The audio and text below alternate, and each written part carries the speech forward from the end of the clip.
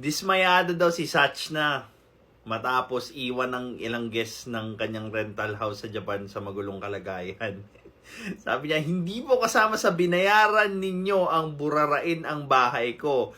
Please treat the place with respect. Alam niyo, naaalala ko dito, yung mga taong nagbabayad daw ng tax kuno.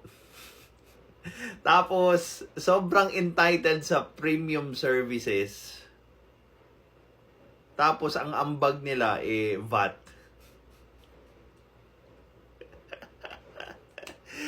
And, well, of course, marami na naman magagalit. Sabihin na naman nila, laki-laki ng binabayaran ko. Ganito kasi yan. Di ba? Yung laki ng binabayad mong tax is kailangan pa siyang hatiin doon sa mga tao katulad na lang ng mga squatter na, di ba, nagko-consume ng resources ng bansa natin. Ngayon, kung gusto mo ng magandang Pilipinas, may maganda silang healthcare, imagine the resources needed for that to happen. Ngayon, kung ang binabayad mo lang na tax VAT, kakarampot. Bakit ka magrereklamo doon sa ganong klaseng serbisyo? Yung ambag mo lang naman sa inuman or sa VAT, kakarampot. O sasabihin na naman nila dito, bakit yung mga nakukurakot na billion-billion? That's a separate issue here. Okay? Sabihin na natin, for the sake of argument, di ba? Sabihin na natin, walang nakukurakot. Okay, fine. Walang nakukurakot. Example lang ha. Tapos, walang nakukurakot. Di ba? Lahat napupunta sa, sabihin na natin sa mahihirap kuno, sa ayu-ayuda. Di ba? Yung napoproduce ba na value ng mga tinutulungan natin, na ibabalik ba nila yung tulong na nare-receive nila? Or, nagiging entitled lang sila to more and more help? And in turn, mas maraming makukonsume na resources ng bansa natin, yung ganong klaseng sistema or pamumudmud ng ayuda, pagsagot sa mga needs ng mahihirap without them actually returning the value or yung resources na ginagamit para buhayin sila. Diba? Eto, I've been a beneficiary of, let's say, public services. For example, hospitals. Alam mo yung nakatambay ako sa emergency. Tapos nakikita ko yung mga tao, yung mahihirap, yung mga sakit nila like dahil sa lifestyle, 'di ba? I asked myself, okay, papasok sila dito sa hospital na to, libre lahat dahil sa sakit nila na na-acquire nila.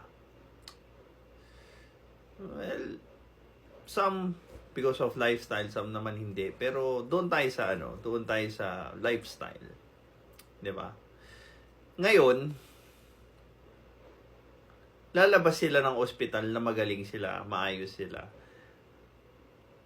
Tapos, magtatrabaho, ganun. Buti sana kung may trabaho at least, 'di ba? Paano yung mga taong wala? So, paano nila maibabalik yung nagastos nila? Na take note, pag nagpa-ER ka, lalo na medyo grabe yung sitwasyon mo, malaki yung magagastos mo doon. Paano nila maibabalik yung nagastos nila or na-consume nila na resources para ipangtulong sa iba? Naisip ba nila yon? So, another question pa is, if that kind of system continues, na yung mahihirap tinutulungan nyo without them improving on themselves hanggang sa, madedo sila, mamatay sila. Paano naman yung mga paano naman yung mga middle class? Yung mga taong nakaangat-angat sa buhay na mas malaki yung inaambag lalo na sa income tax kasi nga mas mataas yung sweldo nila or yung mode of income nila.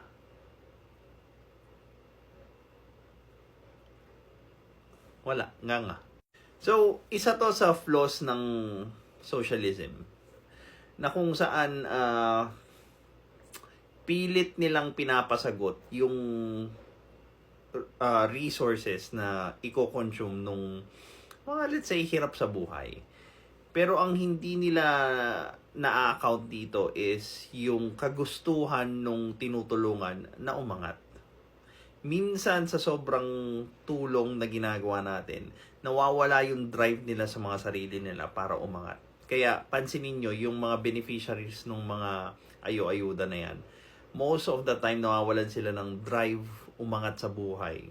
Para in turn sila naman yung mga tulong. Kasi nga, komportable na ako eh. Di ba? Nakakainom ako, nakakapag-kain ako, nakaka-survive ako. Nare-rewardan yung ganitong klaseng mediocrity sa buhay ko. Kaya ang ending, bakit ko pa pa-asensoin yung sarili ko? Bakit pa ako maghihirap mag-aral, mag-improve? Eh kung sa pagiging mahina ako naman, pwede naman akong, ayo-ayuda na lang. Hanggang mamatay, di ba? This is Pinoy Extreme. Have a good day.